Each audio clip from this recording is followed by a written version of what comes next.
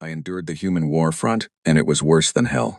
The first sound I heard when I landed on Earth's forward staging ground was laughter. Not nervous laughter, not the kind that breaks out of a mouth because fear has nowhere else to go. Deep, real, belly-shaking laughter, coming from a cluster of young humans, sitting on top of a supply crate 40 meters from my landing pad. One of them was holding something small and orange, and eating it with great enthusiasm. Another was telling a story with his hands moving in wide circles, and the others were losing themselves completely at whatever he was saying. I stood there with my documentation case in one hand and my union credentials in the other, and I watched them for a moment longer than was professionally appropriate. My name is Vorthus. I serve the Galactic Union's War Documentation Corps, a body that has been recording, analyzing, and classifying armed conflict across the known galaxy for 4,000 years. I have personally covered 19 wars. I have documented the fall of the Sirith Empire, the Keth's first purge of the lowland colonies, the silent siege of Mareth Prime. I have stood in the aftermath of things that would collapse lesser minds, and I have written clean, precise reports about all of it. I was sent to observe humanity's defensive campaign against the Keth Dominion because the Union's senior council wanted an impartial record. The Keth had pressed a full assault into human-controlled space 7 weeks earlier, and the campaign had not gone the way anyone predicted. Not the Keth, who had never encountered a species that refused to yield forward territory even when the tactical math clearly said to yield it. Not the Union, whose initial projections had humanity collapsing within 3 weeks. And not me, who had reviewed every scrap of available intelligence before departure and filed a quiet preliminary opinion that the humans were being somewhat brave but ultimately unwise. I arrived at Staging Base Iridium on the northern edge of the Vasquez system with the full expectation that I would be documenting the final organized phase of a species' military defeat. I expected to see a tired army. I expected to see commanders who had accepted the inevitable and were simply managing a retreat. I expected the particular kind of exhausted silence that settles over a fighting force that has been pushed past its reasonable limits. I did not expect the laughter. The human who met me at the pad was a corporal named Dae Jung. He was not especially tall, not especially broad, and he was carrying a rifle in a way that suggested it was simply part of his body at this point, like an arm or a shoulder. He looked at my documentation case, then at me, then back at the case, and he said, "Long trip?" I told him it was 14 hours by standard transit. He nodded like this was useful information and said, "There's food in the forward bay if you want it. Real food, well, sort of real." Then he picked up one of my cases and started walking, and I had no choice but to follow. The base was not what I expected. I had visited military staging grounds across 11 species, and there was a particular feeling to them, a compressed, careful energy, everyone moving with purpose and economy, voices low, no excess motion. Iridium had that in places, but it also had corners of noise and warmth that I kept looking at too long. A group of humans arguing loudly about something called the best approach to a ridge line, while pointing at a hand-drawn map on a food container. 2 medics playing a game with small flat cards, while their gear charged on the rack beside them. Someone had hung small colored lights around the entrance to the main communications bay, and I stopped and stared at them for 3 full seconds because I genuinely could not classify their tactical purpose. Dae Jung noticed. "Someone's birthday," he said without breaking stride. "Corporal Nina Webb. She's 23 today." I noted this in my documentation log under the heading, Non-Standard Base Decoration, Purpose Unknown, Possible Morale Function. Commander Yesenia Caldas received me in the operations center with the kind of efficiency I expected from a senior officer. She was a compact woman with dark attentive eyes and the voice of someone who had long since stopped wasting words. She shook my hand, which is a human greeting custom I was familiar with but still found somewhat startling in practice, and she told me, without ceremony, exactly what my access would and would not include. I asked her about current force composition. She handed me a physical document. I scanned it and then read it again because I thought I had misunderstood. "These are not professional soldiers," I said. "Some are," she replied. "The rest are people who signed up when the Keth pushed into the colonies. We've got a former agricultural technician running second squad, a secondary school teacher on comms, and our best forward observer is 19 years old and was studying music before all this started." I looked at the document a 3rd time. I said carefully, "Commander, the Keth Dominion fields warriors bred and trained from early growth stages for the single purpose of organized assault. Their junior units have more combined combat hours than most species' senior forces. Your frontline composition, with respect, does not appear to account for this gap." Caldas looked at me for a moment. Then she said, "Walk the base tonight, observer. Talk to them. Then come back and tell me what you think we're missing." I did walk the base that night. I spent 4 hours moving through the different sections and talking to whoever would speak to me. I talked to the agricultural technician, whose name was Owen, and who explained defensive grid positioning to me with the same calm clarity he probably used to explain crop irrigation. I talked to a young woman named Petra who told me she had not spoken to her family in 6 weeks, and that she thought about them every day, and that thinking about them was what kept her form getting slow. I talked to a man named Calvin who had been a postal worker, and who was now responsible for a section of the perimeter. And when I asked him why he had volunteered, he looked at me like the question was slightly strange and said, "Because someone had to." I returned to my assigned quarters and sat for a long time without writing anything. The Keth assault report came in at 0400 hours, not a probe. A full advance, armored columns on 2 flanks, aerial suppression units confirmed. Estimated contact in 3 hours. I reached immediately for my evacuation protocol documentation, the standard procedure I maintained in every field assignment, the forms that would classify me as a non-combatant observer and ensure my extraction before frontline contact. Dae-jung appeared in my doorway. He was dressed and armed and eating something wrapped in foil. He held out a dull gray helmet and said, "You'll need this." I took the helmet. I do not know entirely why. Perhaps it was the way he said it, without any particular drama, like offering someone an umbrella because rain was coming. I put it on my head and followed him, and I told myself it was because proper documentation required proximity to events. I told myself that for the next 18 hours. I told myself that right up until the moment the first Keth column emerged from the tree line in perfect terrifying formation and the human soldiers around me did not run, did not freeze, did not break into the controlled retreat the tactical model said they should execute. They dug in. And then things began that I did not have any framework to understand. The Keth advanced in the way they always advanced. I had studied their assault doctrine extensively before the assignment. It was precise, it was overwhelming, and it was designed around a single core principle that had held true across every engagement in their history. Sustained pressure eventually produces collapse. You do not need to destroy a defending force. You only need to make them believe the cost of staying is higher than the cost of leaving. The Keth had ended more wars with that single idea than with any weapon in their arsenal. For the first 20 minutes, it looked like it was working. The Keth suppression units laid down covering fire across the forward edge of the human position, with the kind of coordination that almost looked like machinery. Every burst calculated, every advance measured, the whole thing moving like water finding the lowest point. On my scanner, the energy signatures of 3 human forward positions went cold as the crews inside pulled back to the secondary line. The tactical picture looked exactly like the beginning of the end. Then something happened that I could not immediately classify. A human soldier in the second defensive trench discovered that the drainage canal running along the base of the eastern slope connected, underground, to a maintenance tunnel that opened up behind the left flank of the advancing Keth column. He did not report this up the chain of command and wait for authorization. He told the 4 people closest to him. They grabbed what they could carry, and they moved through that tunnel while the Keth were still calculating the frontline resistance. They came up behind the column and they hit it from a direction that was not in any Keth formation model, because no Keth formation model included drainage canals. The column did not break. Keth columns do not break, but they stopped advancing for 4 minutes while they reoriented. And in those 4 minutes, Commander Caldas pushed reinforcements into the gap on the right flank that the column had been carving open. I was watching through the observation feed, and I wrote in my log, "Improvised flanking maneuver via non-tactical infrastructure." Not in the human defense plan. Spontaneous. I stared at what I had written and added, "Effective." That was the first thing I could not explain. There were many more. The supply drone situation was the second.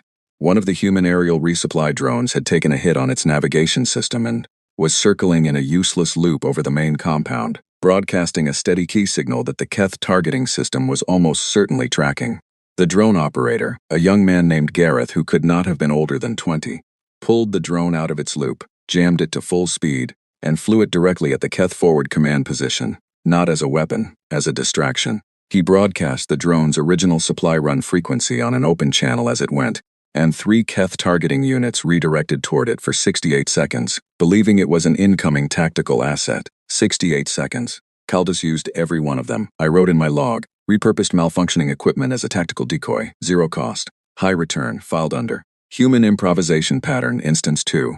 By midday I had filed 11 such instances. By nightfall I had stopped counting. What stayed with me most from that first day was not the clever maneuvers or the stubborn defense.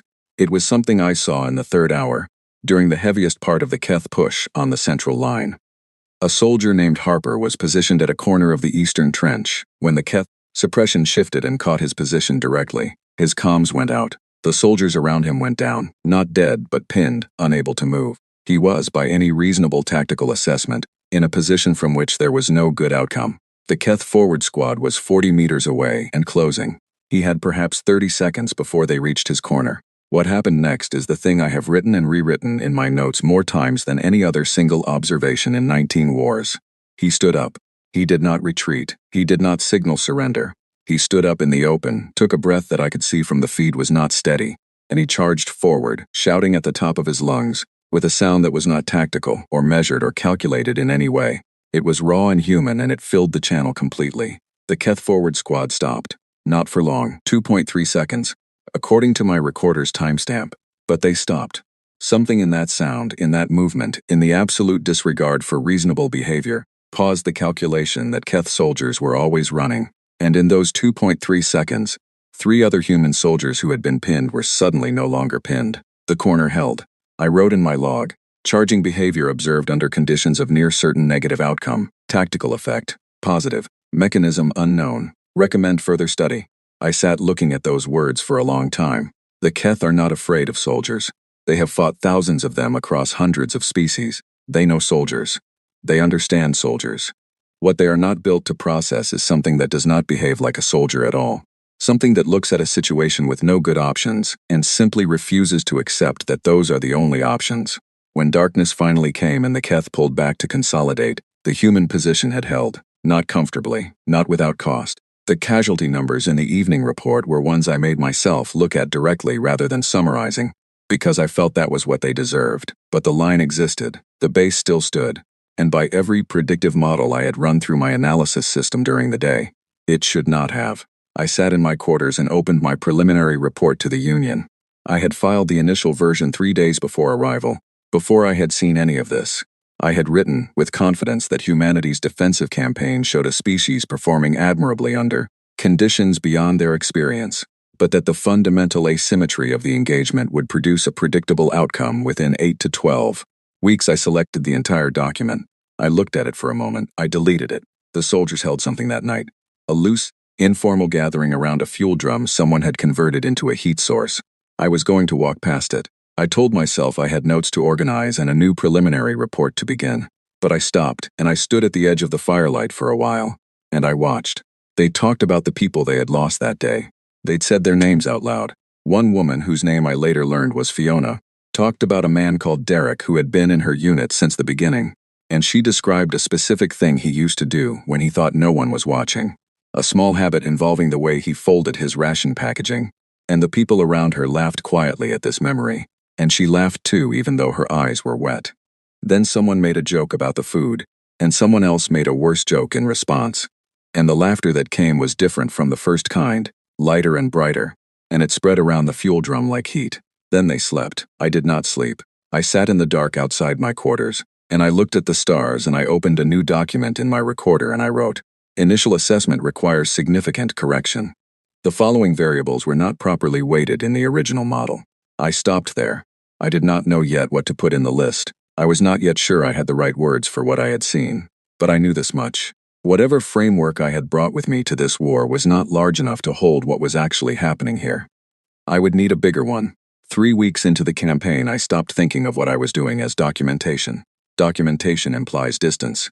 It implies a clean line between the observer and the observed. You watch, you record, you file, and you walk away with your notes and your instruments and your professional detachment intact. I had maintained that line in 19 wars. I believed it was the right way to do the job.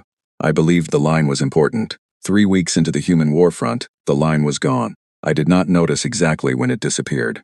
I know it was still there on the 4th day, when I filed my second revised preliminary report to the Union, and used language like anomalous behavioral persistence and statistically improbable defensive cohesion to describe what I was watching. Clinical words, safe words, words that kept the thing at arm's length. By the end of the second week, I was using different words in my private log. Words like remarkable. Words like I do not understand this and I am not sure I am supposed to.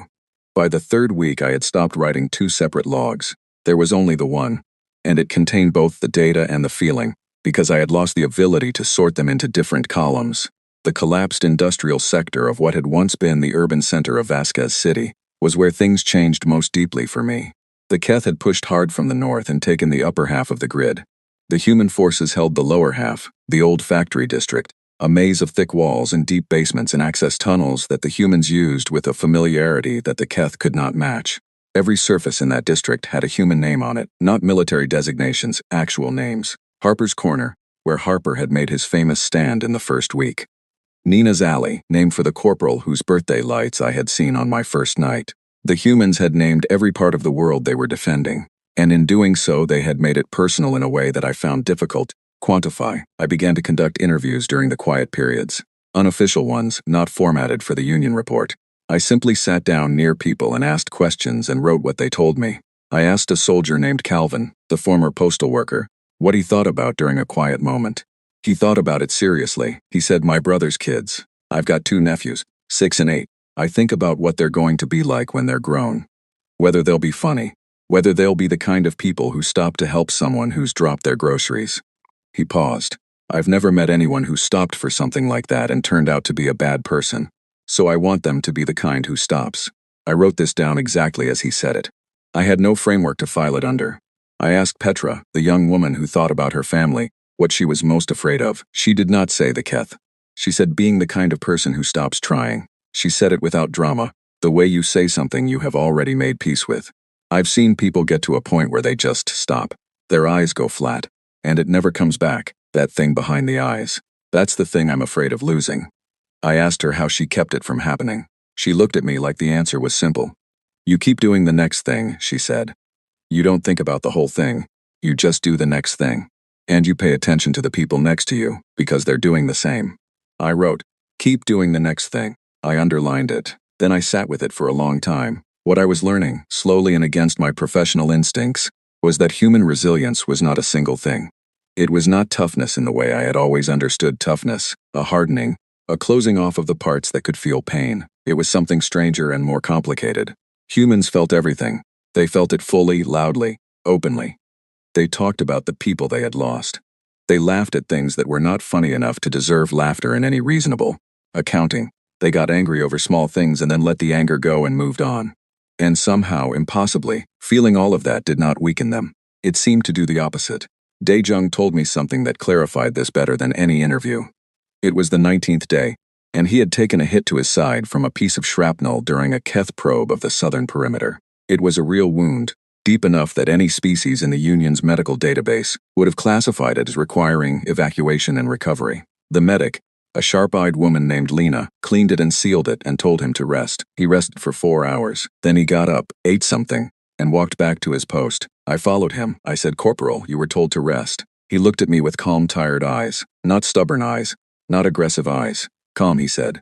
"They need a warm body on that corner. I'm a warm body." That was all. Not bravery performed for an audience. Not a declaration. A simple accounting of what was needed and what was available. He turned and walked to the corner and stood there and did his job. I stood watching him for a moment. Then I went back to my quarters and I sat on the edge of my bunk and I did something I had not done in a field assignment in 22 years. I opened a personal channel, not the core frequency, not the union network, but my private family channel, and I recorded a message to my wife and my 3 children back home. I did not explain what I had been seeing. I did not talk about the war. I simply told them that I was thinking about them, that I wanted them to know it, and that I hoped the evening at home was a good one. I sent it before I could change my mind. I told myself later that it was a lapse in professional conduct. I told myself it was the stress of an unusually intense assignment. Both of these things were partially true, but the deeper truth, the one I did not fully admit to myself until much later, was that Petra had been right. Paying attention to the people next to you keeps the thing behind your eyes from going flat. And for 3 weeks, the people next to me had been humans, and whether I had intended it or not, I had started paying attention. There was a moment in the 3rd week that I think about more than any other single thing from that assignment.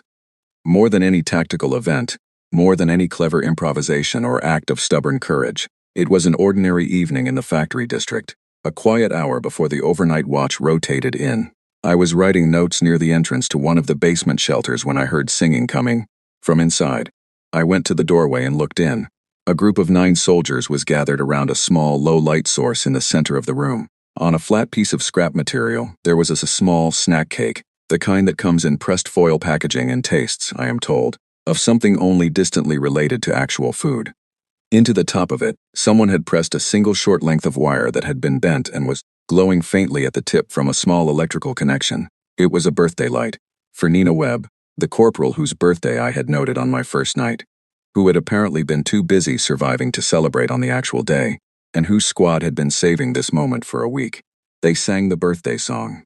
All 9 of them, quietly enough not to give away their position, off-key in the particular way humans are always off-key when they sing together, which seems to be a feature rather than a problem. Nina Webb laughed when they finished. She laughed with her whole face in the way humans do, when something goes directly to the part of them that is still capable of being surprised by kindness. She covered her face with her hands and shook her head and said, "You absolute idiots," with so much warmth that the word meant the opposite of what it said. She blew out the glowing wire tip. They shared the snack cake in 9 pieces that were not remotely equal in size, and no one cared, and I stood in the doorway for a long moment, after the singing had stopped, and the light had gone back to practical levels, and they had settled into the comfortable, easy quiet of people who know each other, well enough that silence between them does not need to be filled. I wrote nothing in my log that night. I could not find the right words. I still am not entirely sure I have them. What I know is this: I have stood in the aftermath of battles that decided the fate of species. I have documented events that changed the course of history. And standing in that doorway watching 9 tired, scraped-together soldiers share an inadequate snack cake in a basement while a war pressed down on the building above their heads was, without question, the most extraordinary thing I had ever witnessed in my professional life. The next morning, the Keth pushed harder. There is a specific number that I recorded with great care on the 31st day of the campaign because I wanted to be precise about it. The number was 11. 11 days since the last supply convoy had reached the Iridium Spire. 11 days of rationed ammunition, diminishing food supply, no reinforcement, no aerial support, and casualty figures that had climbed from uncomfortable to genuinely alarming. By the standard models I had been using since I joined the Corps, a defending force at these numbers and under these conditions had a predicted collapse window of 36 to 48 hours. Commander Caldas received the final assessment from Union Command on the morning of Day 11. I was present when the message came through. I watched her read it. The message said in the precise, neutral language that the Union used for situations like this, that relief was not coming. It said that the forces being gathered for a breakout attempt had been redirected. It said that Iridium Spire's holding action had succeeded in its primary purpose, which was buying time for the larger defense network, and that the commander should use her judgment regarding next steps. Caldas read the message twice. She put down the communication device. She stood very still for exactly 4 minutes. I timed it because I timed everything. In those 4 minutes she did not move. She was not composed. She did not look like a commander absorbing difficult information with professional calm. She looked like a person with the full weight of an impossible situation sitting on her chest. I watched it happen in real time. I watched her face, which is normally a controlled, deliberate thing, become briefly something else. Something human in the way that word means its deepest thing. Then she stood up straight and walked back into the operations center. She did not call a meeting. She did not deliver a speech. She walked to each section of the building, quietly, and she told each group of soldiers what the message had said. All of it. No softening. When Owen, the agricultural technician who ran Second Squad, asked her directly what the plan was, she said, "We hold what we have. That's the plan." And Owen nodded and said, "Right then," and went back to his position. I watched this happen and I thought, this is not rational. This is not the behavior of organisms correctly processing a threat assessment. And then I thought, but it is working. The Keth launched their concentrated push on the 32nd day. It was unlike anything in the previous weeks. This was not probing or pressure or sustained suppression designed to produce gradual collapse. This was a final push, a committed assault from 3 directions, the kind that the Keth reserved for the last stage of an engagement when they have decided the calculation is complete and it is time to end the equation. The human defense held for 11 hours. I need to say that plainly because the number matters. 11 hours against a force 3 times their remaining strength, with half their original ammunition, in a structure that had been hit enough times that certain parts of it were no longer entirely there. In the 5th hour, something happened that I have written about many times and still cannot entirely put into words. A soldier named Danny, who was positioned in the eastern corridor, reached a point where his body and his mind were simply done. I could see it from where I was positioned. I have seen it before in other wars, other species. It is not a failure. It is the honest result of being human or being anything really. And being asked to absorb more than a mind was designed to hold in a single stretch of time. He sat down against the wall and he could not stop shaking, and the sound that came out of him was not a battle sound at all. It was the sound of someone who had used everything up. Caldus was nearby. She had been everywhere that day, present at every section, moving the whole time. When she saw Danny, she did not call for a medic. She did not issue an order. She walked over to him and she sat down on the floor beside him, right there in the corridor with everything happening around them. And she put her hand on his shoulder and she stayed. She said nothing. She just stayed. After a time, Danny's shaking became less. His breathing steadied. He looked at her and she looked back. And whatever passed between them in that look was something I could not document with numbers. He picked up his rifle and he went back to his position. Caldus stood, brushed dust from her sleeve and continued moving. I do not know what the Keth expected to find when they breached the main approach in the 7th hour. I know what they found. They found every remaining human soldier standing, not positioned advantageously, not safely, standing in the places they needed to be, doing what needed doing, with whatever they had left. The fighting in those hours was close and brutal, and I will not describe the details because this story does not need them. What it needs is the truth, which is that the humans took every blow the Keth delivered, and they stayed standing.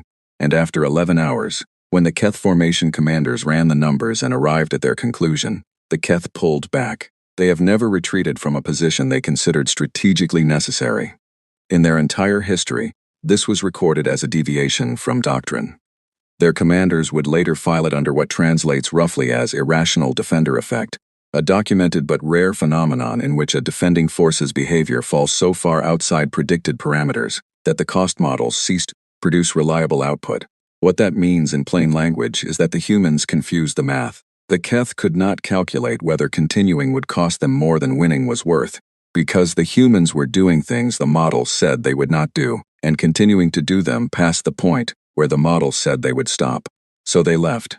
The sound the humans made when the Keth formation disengaged was one I had never heard before in 19 wars. It was not a victory shout. It was not triumphant. It was something older and rougher and more honest than that. It was the sound of people who had gone somewhere very dark and come back. And the sound they made was simply the confirmation that they were still there, still breathing, still present. Some of them sat down immediately and put their heads in their hands. Some of them held each other, the kind of holding that does not need any words to justify it. Fiona found a section of wall and leaned against it and closed her eyes. Dae-jung, who had been fighting for 11 hours on a body that should not have been fighting at all, sat down on an ammunition case and looked at the ceiling for a long time with an expression that I also describe as quiet. Lena, the medic, was already moving. I stood in the doorway of the operations center with my recorder in my hand and I did not press record. I just watched. There would be time for documentation. There would be time for reports and assessments and the proper processing of what had occurred. There would be time for all of it. For right now, in this moment, I did not want to be the person observing. I just wanted to be present for it, to witness it, the way Petra had said, you witness the thing behind a person's eyes that tells you they are still there. They were all still there. I did not understand how. I had watched every hour of it and I still did not fully understand how. But they were there, in that battered, half-standing building at the edge of a war that should have ended them. And every single one of them was still there. I submitted my official report to the Galactic Union War Documentation Corps on the 42nd day after my extraction from the Vasquez system. It was 340 pages long, including appendices. I had never filed a report of that length before. My previous record was 212 pages for the fall of the Sirith Empire, which involved 6 species, 4 governments, and a weapons system that the Union had subsequently classified and removed from all public records. The Senior Council reviewed my preliminary summary within 48 hours and requested a full briefing. I traveled to Union headquarters on Marith Prime and stood in the hall where I had stood after previous assignments, in front of the same panel of senior observers who had received my previous reports, and I told them what I had seen. The first question, from Council Member Arath, was straightforward. What is your threat classification for humanity? I had prepared for this question. I had prepared for all of the questions. I said, Tier 4. The room was quiet for a moment. Tier 4 is the highest designation in the Union classification system. Before this report, only 2 species in recorded history had ever received it. The Keth were one of them. Council Member Arath said, on what basis? Their technology index is at best middling. Their numbers are not exceptional. Their tactical doctrine is improvised to the point of being barely systematic. I said, yes, that is correct on all 3 points. Then what justifies Tier 4? I opened my documentation case and I placed on the table in front of them a single sheet, not a data file, not a summary, but a handwritten page. Something I had written the night after the Iridium Spire siege ended, in a small room in the field base with the lights still on, and the sounds of the base still moving outside the door. I said, the Keth classification system has a concept called an anathratic entity. It appears in very early Keth philosophical texts and was largely abandoned as a category because in 4,000 years of recorded conflict, the Corps has never encountered a qualifying case. The term translates loosely as that which refuses the logic of cost. Aerith looked at the paper. You're saying humanity qualifies. I am saying that on 11 separate documented occasions during this campaign, groups of human soldiers continued to function and fight past the point at which any cost-benefit analysis would have predicted cessation. Not once. Not as a statistical outlier, as a pattern, as I believe a fundamental feature of how they operate. All species show occasional examples of individuals pushing past rational limits, said another council member. A careful woman named Voss who handled biological assessments, adrenaline responses, crisis behavior, survival instinct overriding calculated withdrawal. Yes, I said, but that is not what this is. I picked up my own copy of the handwritten page. What I argued was not individuals exceeding their limits in isolation. It was a collective behavior.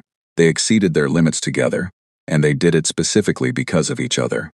Not despite their connections to one another, but because of them. The soldier who charged the Keth forward squad did it because he could not leave the people behind him exposed. The commander who sat on the floor next to a soldier who had gone dark was not managing a resource. She was refusing to let someone go alone into a bad place. Every act of continuation I recorded had at its root the same mechanism. They would not stop because someone they cared about was still going.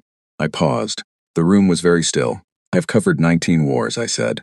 I have documented species who fought for territory, for ideology, for genetic survival, for religious conviction, for resources, for pride.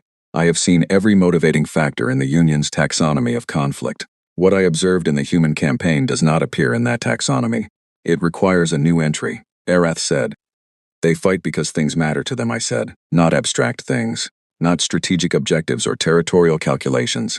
Specific things, the person next to them, the nephew they have never taught to ride a bicycle but planned to, the corporal whose birthday they remembered even when the world was ending. Those specific, small, irreplaceable things are what they will not walk away from. And because those things are not subject to cost analysis, the cost analysis cannot predict them. The Keth's entire military doctrine rests on a model that assumes defenders will eventually decide the cost of continuing is too high. With humans, that calculation fails because their primary motivation cannot be costed. The council sat with this for a while. Voss said, "You're describing an emotional mechanism." "Yes. And you believe an emotional mechanism is what earns them a Tier 4 designation. I believe an emotional mechanism is why they held a position for 11 days with no resupply, at casualty rates that should have produced collapse, against a force 3 times their strength, and did not collapse. I believe it is why the Keth, who have never retreated from a strategically necessary position in their entire recorded history, did so. And I believe that if the Union is attempting to assess what humanity means for the future of this region of space, the starting point cannot be their technology index or their troop numbers. It has to be this. The formal session went on for another 4 hours. There were many more questions. There was significant pushback from the Military Assessment Division, which found my report methodology unusual in several places, and which took particular issue with my personal addendum. The personal addendum was 12 pages. I had filed it under my own designation, marked non-redactable, against the explicit advice of my Corps liaison, who told me it was professionally inappropriate and would affect my standing with the senior council. I told her I understood that and I was filing it anyway. In the addendum, I wrote about Dae-jung, about the way he offered me a helmet without making a production of it, without any ceremony, the way you give something to a person because they need it. I wrote about Owen and his map drawn on a food container and his calm, agricultural way of explaining things that should have been frightening. I wrote about Calvin, who stopped for people who dropped their groceries, and whose nephews were 6 and 8, and who he thought about every quiet moment he was given. I wrote about Fiona talking about Derek and the way he folded his ration packaging, and the way she laughed even though she was crying, and the way the people around her laughed too. Because the only right response to that kind of memory is to hold it together. I wrote about the birthday party in the basement. I wrote about the glowing wire tip and the off-key singing and the word idiots, used as a term of deep affection. I wrote about 9 unequal pieces of a terrible snack cake shared without complaint in a basement while a war pressed down from above. I wrote about Kaldas sitting on the floor next to Danny in the corridor, during the worst hours of the worst day. I wrote that I had seen 19 wars, and I had never seen anything like it, not because it was dramatic or because it changed the tactical picture in any meaningful way, but because of what it was at its core.